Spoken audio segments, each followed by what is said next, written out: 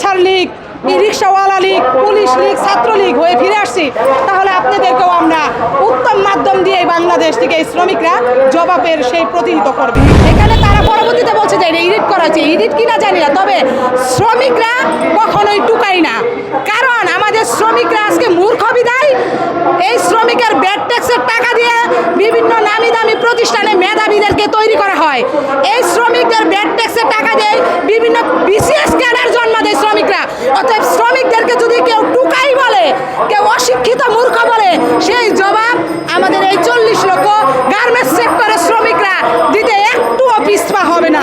সে আসিফ মাহমুদ শ্রম উপদেষ্টা হোক আর প্রধান উপদেষ্টা ডক্টর ইউনূস হোক, যেই হোক, বাংলাদেশে যদি শেখ হাসিনা সরকারকে 45 মিনিট টাইম দিয়ে যায়, তাহলে আমরা 15 মিনিটও টাইম আপনাদেরকে দিব না, যদি শ্রমিকদের ভাগ্য নিয়ে কেউ সিনেমিনি খেলতে চান।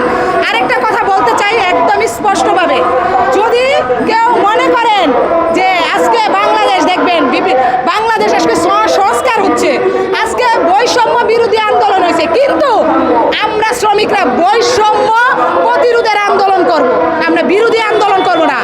বৈষম্য বিরোধী আন্দোলন করা মানেই হচ্ছে আগে যারা ছিল হুমকি দামকি ঠেট দিছে, এখন শূন্যস্থান পূরণ হয়েছে, চেহারা পরিবর্তন হয়েছে, কিন্তু ওই হুমকি দামকি শ্রমিকদেরকে এখনো দিয়ে যাচ্ছে। অতএব বৈষম্য বিরোধী আন্দোলন আমরা করবো না, আমরা শ্রমিকরা বৈষম্য প্রতিরোধের আন্দোলন করে তুলব। স্পষ্ট বলি, সমন্বয়করা তো মাত্র লেখাপড়া শেষ করতেছে বা অনেকেই চলমান আছে, এখনো পড়ালেখা শেষ করে নাই, তারা রাজনীতির আহামরি কিছু না হয়ে যায় নাই। তারা যদি মনে করে তারা মির্জা ফখরুল ইসলাম আলমগীর হয়ে গেছে, তারা যদি মনে করে ওবায়দুল কাদের হয়ে গেছে, তাহলে আমাদের এই শ্রমিকরা, এই ছাত্র জনতারা আবার তাদেরকে প্রতিহিত করবে।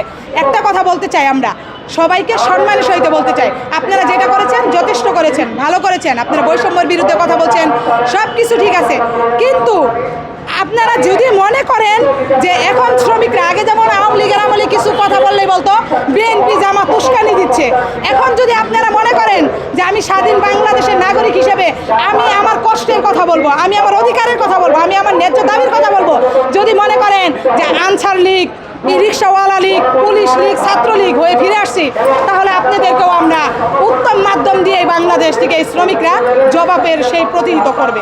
এটা মনে রাখেন, কারণ শ্রমিকের টাকায় দেশ চলতেছে, শ্রমিক ব্যাড ট্যাক্সের টাকা দেয়। আজকে বন্যায় যারা ক্ষতিগ্রস্ত, আমরা একটা কথা বলতে চাই, সবারটাই নিউজে কভার হয়েছে, আমাদের শ্রমিকদেরটা নিউজে কভার হয় নাই।